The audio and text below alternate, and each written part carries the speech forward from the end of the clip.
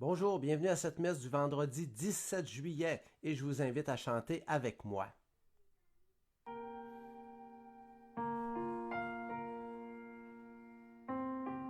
Admirable grandeur, étonnante bonté du Maître de l'univers qui s'humilie pour nous au point de se cacher dans une petite hostie de pain.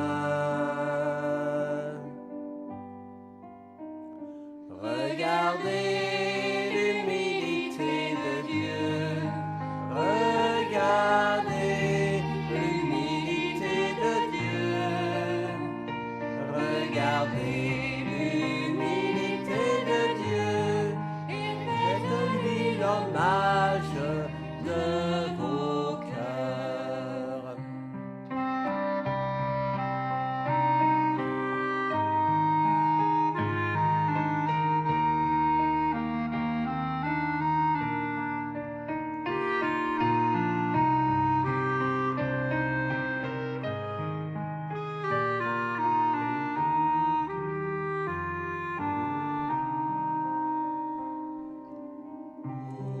Faites-vous tout petit, vous aussi devant Dieu, pour être élevé par lui. Ne gardez rien pour vous, offrez-vous tout entier à ce Dieu qui se donne à vous. Regardez l'humilité de Dieu. Regardez l'humilité de Dieu. Regardez l'humilité de Dieu et faites-lui l'hommage de vos cœurs. Regardez l'humilité de Dieu.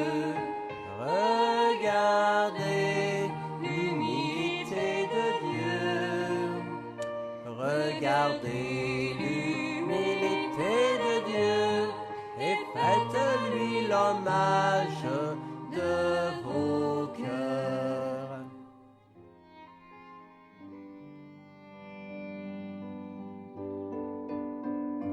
Regardez l'humilité de Dieu. Regardez l'humilité de Dieu. Regardez l'humilité de Dieu et faites-lui l'hommage de vos cœurs. Regardez l'humilité de Dieu. Regardez l'humilité de Dieu. Regardez l'humilité de Dieu et faites-lui l'hommage de vos cœurs. Bonjour et bienvenue à cette célébration. Nous sommes réunis au nom du Père, du Fils et du Saint-Esprit. Amen. Le Seigneur soit avec vous. Alors aujourd'hui, c'est le début de la neuvaine de Sainte-Anne. Vous savez que Sainte-Anne, qui est la grand-maman de Jésus, qui est vraiment une personne importante ici au Québec. J'ai mis derrière moi ma statue de Sainte-Anne. C'était une paroissienne de Ville-de-la-Baie qui me l'avait faite. Alors, c'est elle. Ensuite de ça, à la fin de la célébration, je dirais la prière à Sainte-Anne. On entend souvent parler de Sainte-Anne de Beaupré qui est à Québec, qui est le grand centre ici dans la province. Mais dans le diocèse où est-ce que moi je suis, le diocèse de Chicoutimi, il y a 2 lieux dédiés à la Sainte-Anne. Alors, il y a la paroisse à Chicoutimi, qui est le grand centre en tant que tel, mais dans le secteur où est-ce que je suis, Saint-Félicien-Roberval, il y a un village qui est l'Adoré, qui a le Cap Sainte-Anne. Alors j'invite les gens qui sont au lac Saint-Jean à profiter d'aller voir ce beau décor. D'ailleurs, il y a plein de bénévoles qui travaillent, c'est un lieu en plein air pour que le lieu soit beau, sécuritaire. Alors ça vaut la peine d'aller voir tout ça. Alors, aujourd'hui, l'intention de la messe est pour Eliette et Armand. Et on prend un court temps de silence pour demander pardon au Seigneur.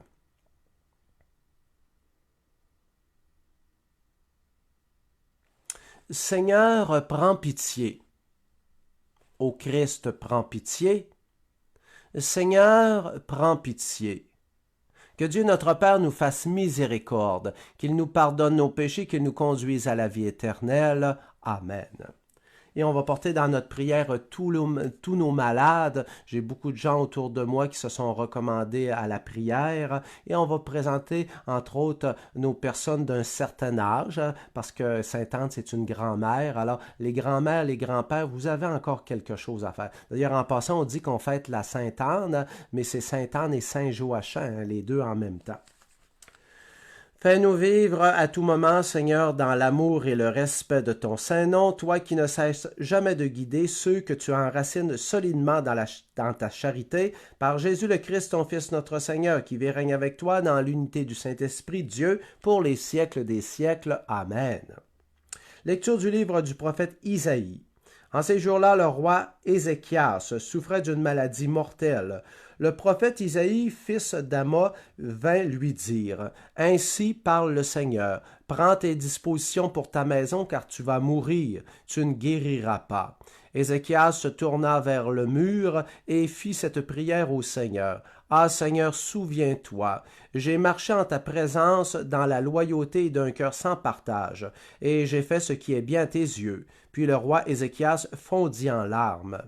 La parole du Seigneur fut adressée à Isaïe. « Va dire à Ézéchias, ainsi parle le Seigneur, Dieu de David, ton ancêtre. J'ai entendu ta prière, j'ai vu tes larmes, je vais ajouter 15 années à ta vie. Je te délivrerai, toi et cette ville, de la main du roi d'Assour. Je protégerai cette ville. » Puis Isaïe dit, « Qu'on apporte un gâteau de figues, qu'on l'appliqua sur l'ulcère, et le roi vivra. » Ézéchias dit, « À quel signe reconnaîtrai-je que je pourrai monter à la maison du Seigneur? Voici le signe que le Seigneur te donne pour montrer qu'il accomplira sa promesse. Je vais faire reculer de 10 degrés l'ombre qui est déjà descendue sur le cadran solaire d'Akaz. » Et le soleil remonta sur le cadran les 10 degrés qu'il avait déjà descendus. Parole du Seigneur, nous rendons grâce à Dieu.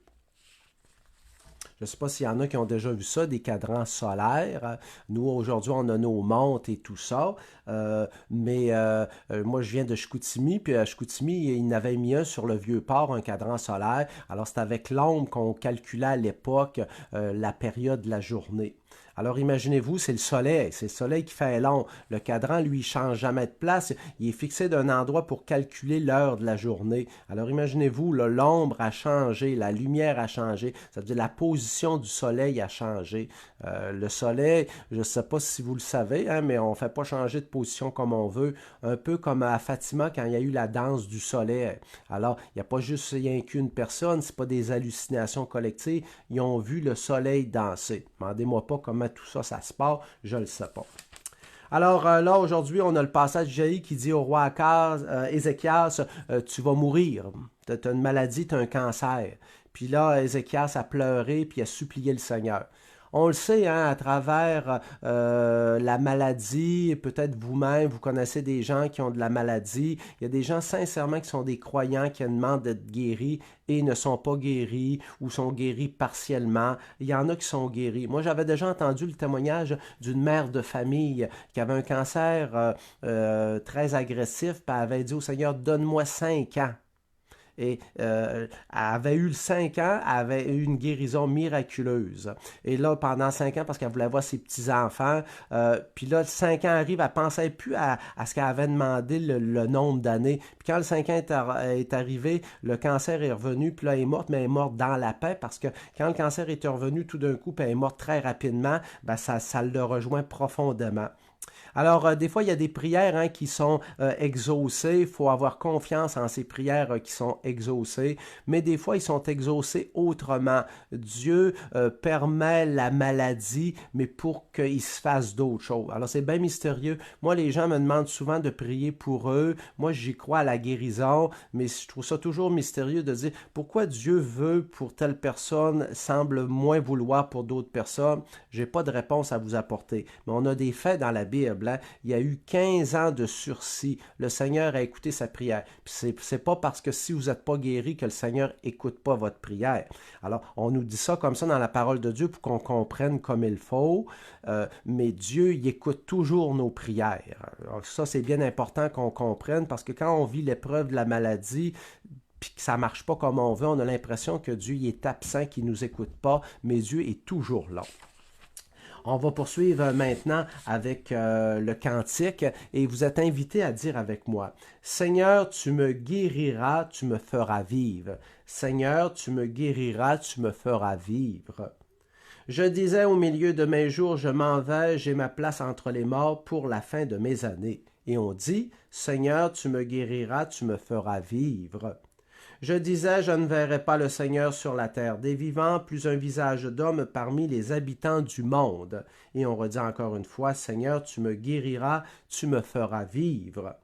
Ma demeure m'est enlevée, arrachée comme une tente de berger, tel un tisserand, j'ai dévidé ma vie, le fil est tranché. Et on redit, Seigneur, tu me guériras, tu me feras vivre.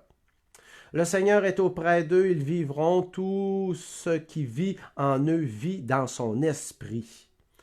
Oui, tu me guériras, tu me feras vivre, mon amertume se changera en paix. Et on redit encore une fois, Seigneur, tu me guériras, tu me feras vivre. Vous voyez, on met encore l'accent sur la guérison dans le psaume. Je veux vous rappeler que la guérison au sens biblique, au sens chrétien, c'est avant tout la guérison intérieure. Le fait que les êtres humains soient séparés de Dieu, c'est une blessure, c'est comme un cancer. Alors, Dieu veut que cette blessure-là soit guérie. C'est elle la plus importante. Évidemment, ça a des incidences dans notre vie humaine, à travers toutes sortes de maladies. Mais vous savez, comme nous les prêtres, quand les gens, les familles nous demandent pour aller donner l'onction des malades, alors on demande au Seigneur d'apporter la paix intérieure, qui est la grande guérison. Évidemment, quand il peut avoir des guérisons extérieures, c'est encore bien tant mieux. Alors, on va vraiment demander au Seigneur que pour chacune de vous, qu'il vous apporte la guérison. Et pour toutes les gens qui ont des esprits de rébellion, de guerre, on n'arrête pas d'entendre parler des nouvelles, la guerre. On pense que la guerre arrête, elle recommence encore une autre fois. Alors, il y a des blessures à l'intérieur des personnes. On pense que le cancer, c'est juste dans le corps physique, mais il y a le cancer de l'âme. Seigneur, va guérir ce cancer de l'âme, que les gens veulent tout le temps se venger, veulent tuer, veulent éliminer. C'est le mal avec un M majuscule. C'est pas ça que Dieu voulait dans son œuvre. Alors merci Seigneur d'apporter ta guérison de l'âme et évidemment du corps. Et je vous inviterai, les gens, quand vous m'écoutez comme ça, n'hésitez pas à écrire sur Internet. On ne part pas en peur avec ça, mais si vous avez eu une guérison physique ou une guérison à l'intérieur de vous, écrivez-les, parce que quand vous m'écoutez sur Internet, vous m'écoutez là présentement des commentaires, je les vois, prier pour un tel, bienvenue, mais vous avez le droit d'écouter en autant que ça ne soit pas de la chicane, parce que moi, à minute que les mots c'est de la chicane, moi j'enlève ça parce que je veux que notre messe soit un lieu de paix, alors n'hésitez pas à témoigner. On y va maintenant avec l'acclamation à l'Évangile. Alléluia, Alléluia, parole du Seigneur. Alléluia, Alléluia, parole dans nos cœurs. Mes brebis écoutent ma voix, dit le Seigneur, moi je les connais et elles me suivent. Alléluia, Alléluia, parole du Seigneur. Alléluia, Alléluia, parole dans nos cœurs. Le Seigneur soit avec vous. Et bonne nouvelle de Jésus-Christ selon saint Matthieu. Gloire à toi, Seigneur. En ce temps-là, un jour de sabbat, Jésus vint à passer à travers les champs de blé. Ses disciples eurent faim et ils se mirent à arracher des épis et à les manger. Voyant cela, les pharisiens lui dirent, « Voilà que tes disciples font ce qu'il n'est pas permis de faire le jour du sabbat. » Mais il leur dit, « N'avez-vous pas lu ce que David fit quand il eut faim, lui et ceux qui l'accompagnaient? Il entra dans la maison de Dieu et ils mangèrent les pains de l'offrande.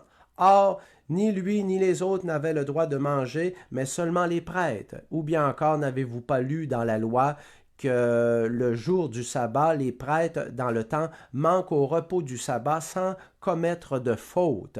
Or, je vous le dis, il y a ici plus grand que le temple. Si vous aviez compris ce que signifie « Je veux la miséricorde, non le sacrifice », vous n'auriez pas condamné ceux qui n'ont pas commis de faute. En effet, le Fils de l'homme est maître du sabbat. Acclamons la parole de Dieu. Louange à toi, Seigneur Jésus.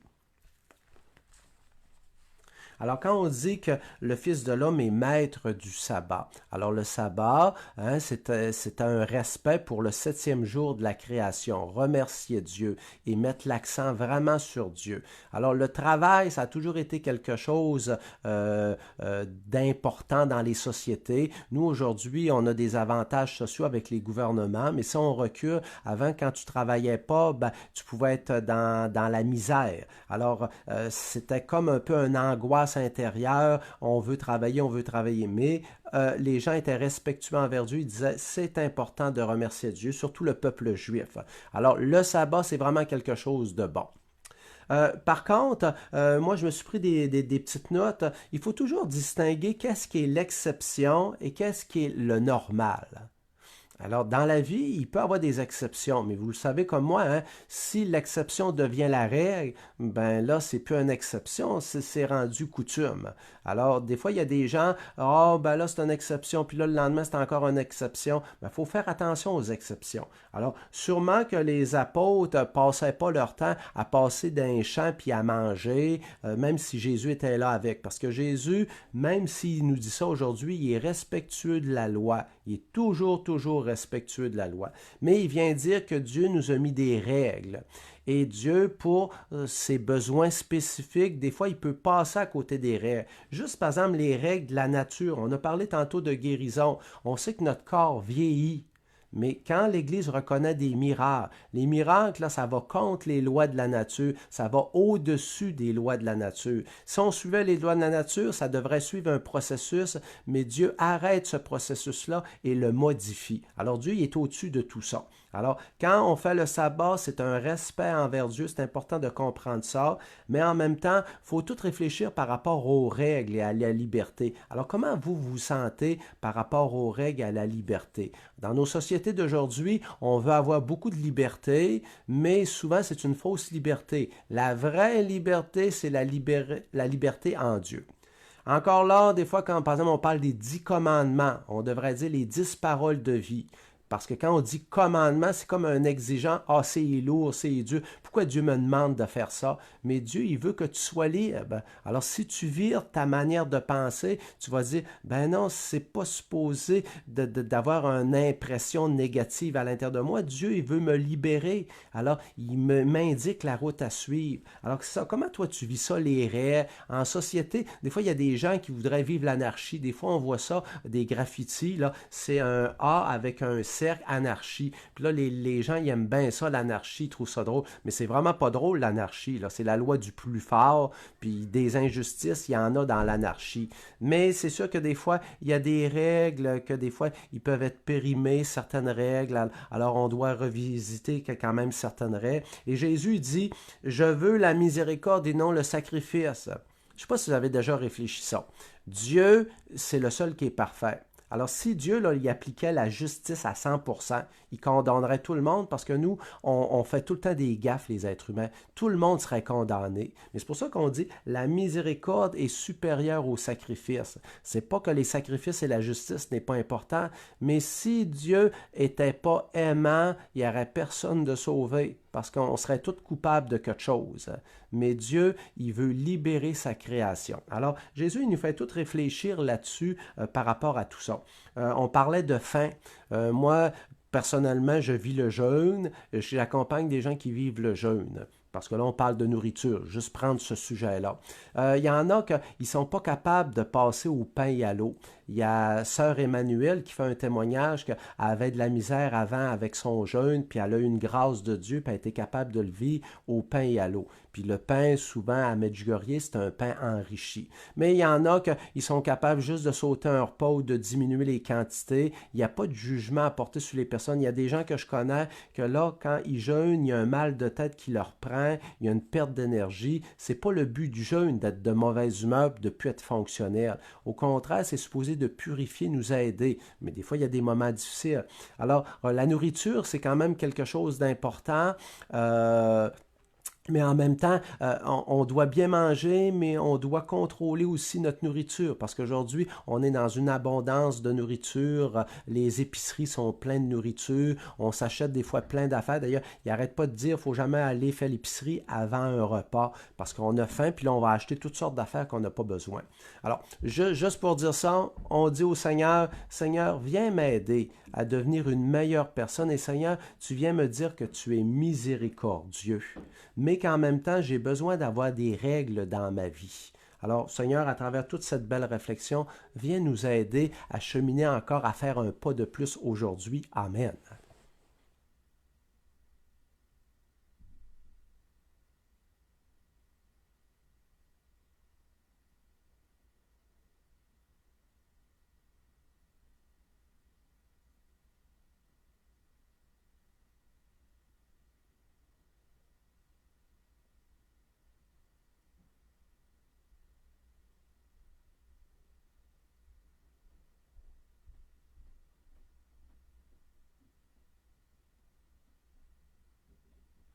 Je me souviens d'un témoignage, mais ça, c'est pas à recommander nécessairement à tout le monde, de Simon Lessard, qui était à Auvergne. Présentement, il est en cheminement dans la communauté des Dominicains. Il avait dit que, je crois, il vivait comme une angoisse intérieure, il y avait de la misère, et c'est vraiment le jeûne qui l'a aidé. Mais peut-être que c'est pas propice pour tout le monde, mais il dit que lui, là, ça l'a vraiment aidé là, à passer à travers ces problématiques. C'est un témoignage qu'il avait fait. Vous pouvez peut-être le prendre sur Internet.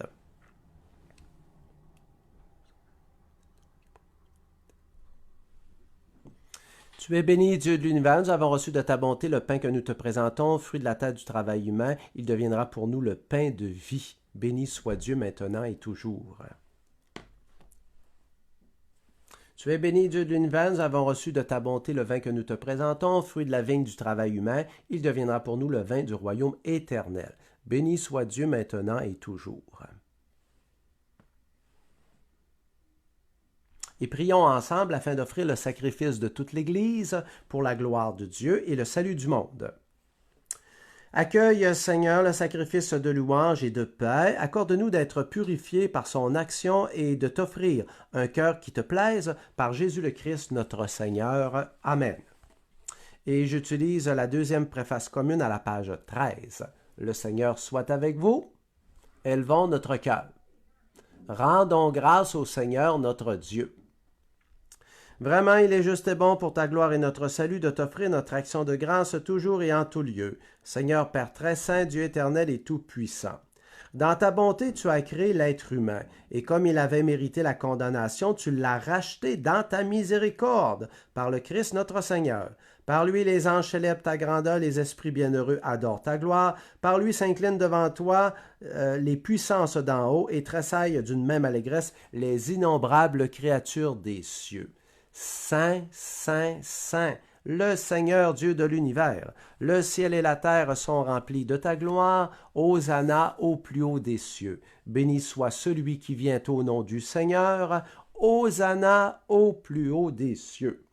Oui, toi qui es vraiment saint, et toi qui es la source de toute sainteté, Seigneur, nous te prions.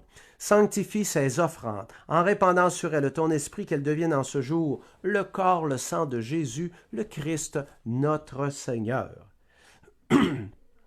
Au moment d'être livré, d'entrer librement dans sa passion, il prit le pain et le rendit grâce.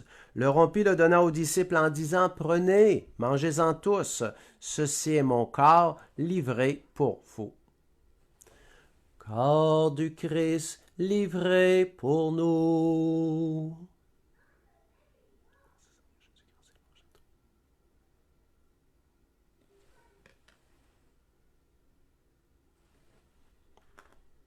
De même, à la fin du repas, il prit la coupe. De nouveau, il te rendit grâce, la fit passer aux disciples en disant, prenez, buvez-en tous, car ceci est la coupe de mon sang, le sang de l'alliance nouvelle éternelle qui sera versé pour vous et pour la multitude en rémission des péchés. Vous ferez cela en mémoire de moi.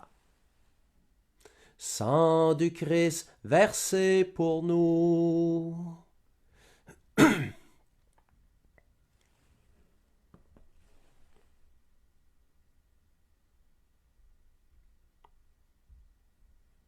Tu as connu la mort, tu es ressuscité, et tu reviens encore pour nous sauver.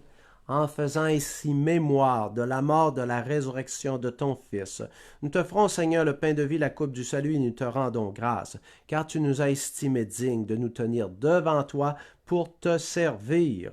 Humblement, nous te demandons qu'en ayant part au corps et au sang du Christ, nous soyons rassemblés par l'Esprit Saint en un seul corps. Souviens-toi, Seigneur, de ton Église répandue à travers le monde. Fais-la grandir dans ta charité avec notre pape Léon, notre évêque René, l'ensemble des évêques, des prêtres, des diacres et de tous les baptisés. Et souviens-toi aussi de tous nos frères et sœurs qui se sont endormis dans l'espérance de la résurrection. Et souviens-toi dans ta miséricorde de tous les défunts, accueille-les dans la lumière de ton visage. Et Seigneur, on porte dans notre prière Eliette et Armand. Et sur nous tous, enfin, nous implorons ta bonté, permet qu'avec la Vierge Marie, la bienheureuse Mère de Dieu, avec Saint Joseph, son époux, les apôtres, tous les saints, les saintes qui ont fait ta joie au long des âges, nous ayons part à la vie éternelle et que nous chantions ta louange et ta gloire par ton Fils Jésus le Christ. Par lui, avec lui et en lui, à toi, Dieu le Père Tout-Puissant, dans l'unité du Saint-Esprit, tout honneur et toute gloire pour les siècles des siècles. Amen.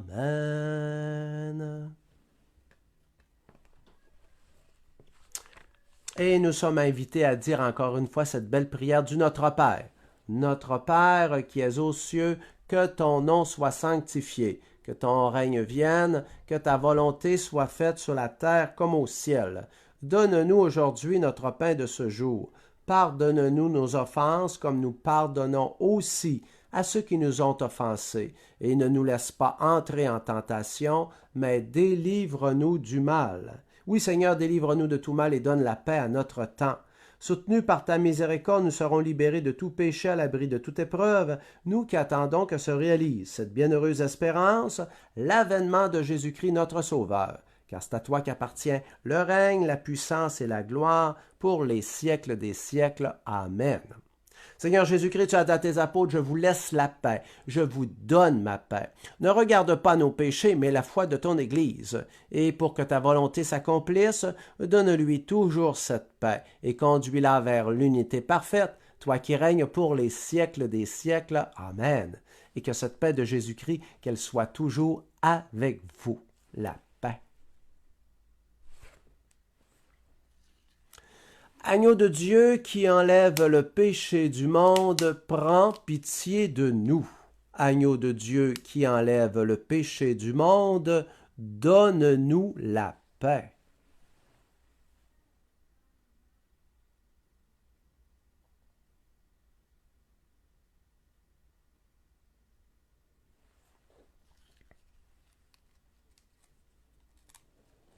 Voici l'agneau de Dieu, voici celui qui enlève les péchés du monde. Heureux les invités au repas des noces de l'agneau. Seigneur, je ne suis pas digne de te recevoir. Dis seulement une parole, et je serai guéri. Que le corps, le sang du Christ nous garde pour la vie éternelle. Amen. Alors, préparez vos mains pour cette communion spirituelle. Le corps du Christ.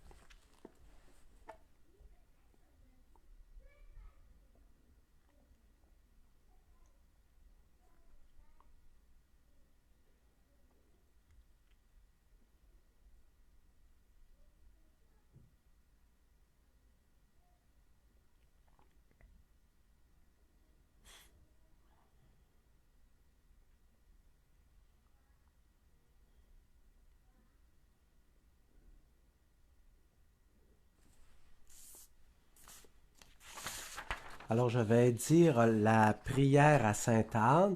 Alors, cette prière que je dis, ils la disent à Chicoutimi, à l'église de Chicoutimi-Nord, à Sainte-Anne. Peut-être que Sainte-Anne de Beaupré en a un autre, peut-être le cap de Sainte-Anne à l'Adorée en a un autre, mais moi, là, j'utilise celle-là. Bonne Sainte-Anne, toi qui sais prendre soin, je m'adresse à toi. Aide-moi à bien accomplir ma mission chrétienne dans notre monde en nourrissant spécialement ma foi et ma vie spirituelle par la prière, la méditation de la parole de Dieu et la participation au sacrement de l'Église. Fais que je prenne soin avec ta tendresse et ta bienveillance des personnes qui m'entourent, que je sois au milieu d'elles et pour elles un être rempli d'accueil, d'amour et de pardon. Je te prie pour ma communauté chrétienne ainsi que pour notre Église, afin qu'elle connaisse un nouveau printemps d'Évangile. J'élargis ma prière à toutes les personnes de notre société, spécialement les jeunes et les aînés, les personnes affectées par la pauvreté et l'exclusion, les gens souffrants et malades, sans oublier ceux qui en prennent soin. Enfin, apprends-moi à prendre soin de moi et daigne écouter mes demandes personnelles et intercède pour moi auprès de Dieu afin d'être exaucé. Par Jésus le Christ notre Seigneur. Amen. Bonne Sainte-Anne, priez pour nous. Bonne Sainte-Anne, priez pour nous. Bonne Sainte-Anne, priez pour nous. Vous avez vu paraître sur la page Facebook, j'ai mis le lien par rapport au sanctuaire, les amis du sanctuaire du Cap Sainte-Anne à l'Adorée. Alors, vous pouvez regarder tous les jours, il y a quelque chose. Notre paroisse à Chicoutimi aussi, il y a quelque chose. D'ailleurs, lundi, le 4e jour, l'abbé Pierre me demandait de présider la cérémonie, de faire la réflexion. Alors, peut-être vous verrez ça sur Internet parce que la messe, elle est vraiment filmée à tous les jours de la neuvaine à Chicoutimi-Nord. Alors, vous pourrez voir ça à ce moment-là. Et vous avez vu que notre évêque va aller au Cap Sainte-Anne. Évidemment, il va aller à Chicoutimi, mais au Cap Sainte-Anne, il va y aller le dimanche, le 26 juillet à 11h. Alors maintenant, je termine avec cette dernière prière. Nourris et renouvelés par le corps sacré et le sang précieux de ton Fils, nous implorons ta bonté, Seigneur, fais que, sûrs de la rédemption, nous possédions ce que nous aimons célébrer avec ferveur par le Christ notre Seigneur. Amen. Et on se revoit la semaine prochaine, toujours le jeudi. Je vous donne la bénédiction. Soyez bénis au nom du Père, du Fils et du Saint-Esprit. Amen. Demeurez dans la paix du Christ. Et on réécoute encore une fois notre très beau chant.